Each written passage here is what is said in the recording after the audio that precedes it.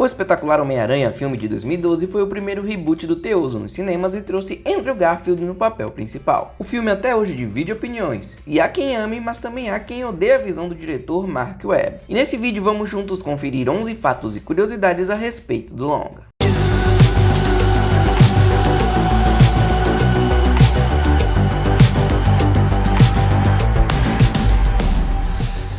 Escolher o substituto de Tobey Maguire não foi uma tarefa fácil, afinal de contas a sua versão do Homem-Aranha fez muito sucesso. E como se passariam apenas 5 anos entre o último filme do Tobey e esse novo filme, a Sony Pictures resolveu colocar um ator bem diferente em termos físicos para poder diferenciar o Peter Parker no papel. Diversos nomes foram cogitados, incluindo Daniel Radcliffe, Zac Efron e o principal deles era Dylan O'Brien. Mas Andrew Garfield, que era um super fã do Homem-Aranha, acabou sendo a escolha da Sony Pictures.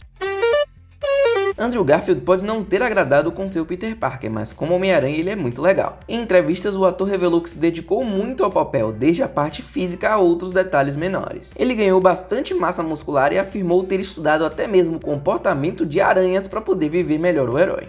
E ele também disse que chorou quando vestiu o uniforme pela primeira vez, ainda que ele não tenha gostado muito do uniforme, já que ele era bem apertado.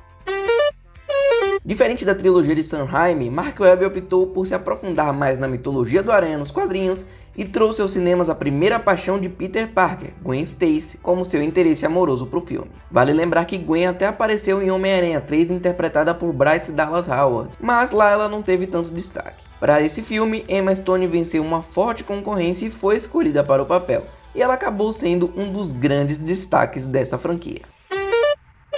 O Dr. Curt Connors, que é o vilão do Espetacular Homem-Aranha, também apareceu na trilogia do Sam Raimi, mas ele não chegou a se transformar no vilão lagarto por lá. O estúdio acabou aproveitando a ideia e colocou o ator Rhys Ifans no papel do professor/médico que usa o DNA do lagarto para recuperar o braço perdido, mas que acaba se transformando em um monstro. O que não deu para entender é porque que eles tiraram a parte da família do Dr. Curt Connors, que é uma das mais importantes para o personagem nos quadrinhos, e aqui ele acabou virando um homem solitário. Sally Field e Martin Sheen foram os atores escolhidos para viver a Tia May e o Tio Ben. E, para fazer sentido com o fato de vermos um Peter Parker mais jovem, seus tios também eram mais jovens que os antigos intérpretes dos personagens na trilogia do Tobey Maguire.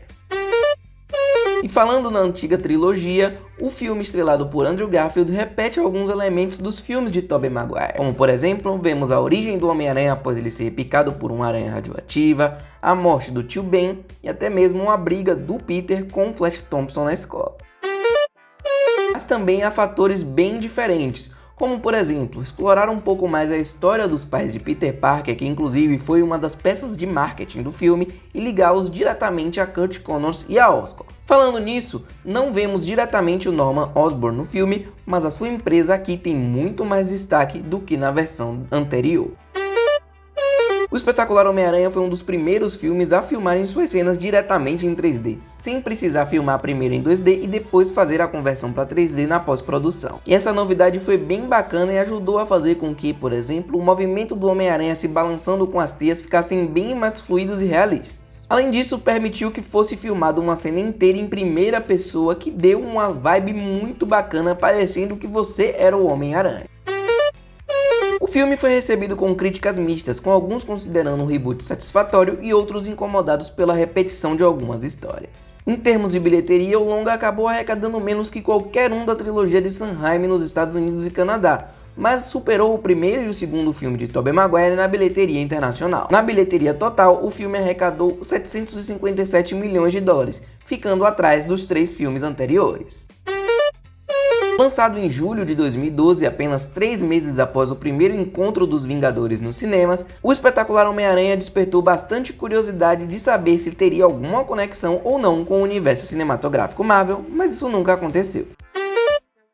Para se distanciar da versão mais clássica do Homem-Aranha, essa versão do Andrew Garfield possui diversas inspirações na fase Ultimate do Aranha nos quadrinhos, mas outra semelhança que chama muita atenção é com a série animada O Espetacular Homem-Aranha. E não apenas pelo nome, já que ela acontece apenas na tradução em português, pois no original o filme se chama The Amazing Spider-Man e não The Spectacular Spider-Man, como acontece com o desenho. A animação também foca em um romance com a Gwen Stacy, assim como o filme veio a fazer, e tem o Lagarto como o primeiro vilão que vemos o Homem-Aranha enfrentar. Mas outra grande semelhança é o visual do Peter Parker. Olha só nessa foto como ficou igualzinho o Andrew Garfield com a roupa do Peter Parker da animação. E aí, você gosta do espetacular Homem-Aranha? Não se esqueça de clicar no izinho aí em cima e conferir a minha opinião sobre o espetacular Homem-Aranha. E claro, confira toda a playlist com o especial Aranhaverso. Não se esqueça de curtir o vídeo, se inscrever no canal e recomendar para amigos. Tamo junto, galera, e até a próxima.